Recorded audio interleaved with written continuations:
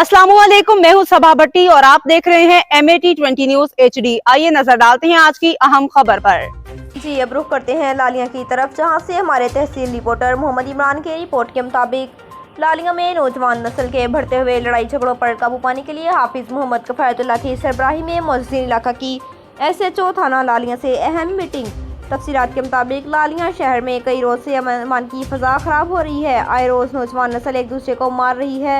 नफरतें मामूली सी बात पर लड़ाइयाँ झगड़े मामूल का हिस्सा बन गई हैं। इस फसाद की लहर से अहले इलाका के मुहस्सिनीन में शदीद बेचैनी और बेसुकूनी फैली है। इसी को मद्देनजर रखते हुए पाकिस्तान उलमा कौंसिल डिस्ट्रिक्ट चिन्योट के सदर और सरपरस्त आला लालिया प्रेस क्लब हाफिज मोहम्मद कफायतुल्लाह की सरबराही में तमाम सियासी और समाजी और मजहबी और अंजमन ताशरान के अहदेदारान को बुलाकर SHO थाना लालिया हल से मीटिंग हुई, जिसमें सियासी और समाजी रहनुमा महर रिजवान कहानी लारी ने दो टोक अल्फाज में कहा कि शहर को ख़राब करने और ख़राब करने वालों की पुष्टपनाही करने वाले हम हरगिज़ बर्दाश्त नहीं करेंगे। हम उनके खिलाफ सड़कों पर निकलेंगे और इन्हें सजा भी दिलवाएंगे और सहूलतकारों को बेनकाब भी करेंगे।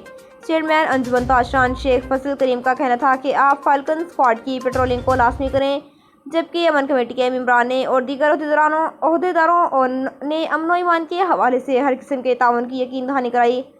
जबकि SHO अल्लाह ने कहा कि अब शहर में लड़ाई करने वाले और इनके सहूलतकार सुन लें, या तो किसी और इलाका में चले जाएं, वरना इन पर हम दहशतगर्दी की दफात लगाकर जेल भेजेंगे। इनके इस फैसला का तमाम जमातों ने खैर मकदम किया। इस मौके पर लालिया प्रेस क्लब के सदर राना मोहम्मद इकरामुल्लाह और जनरल सेक्रेटरी गुलाम जलालुद्दीन भी मौजूद थे।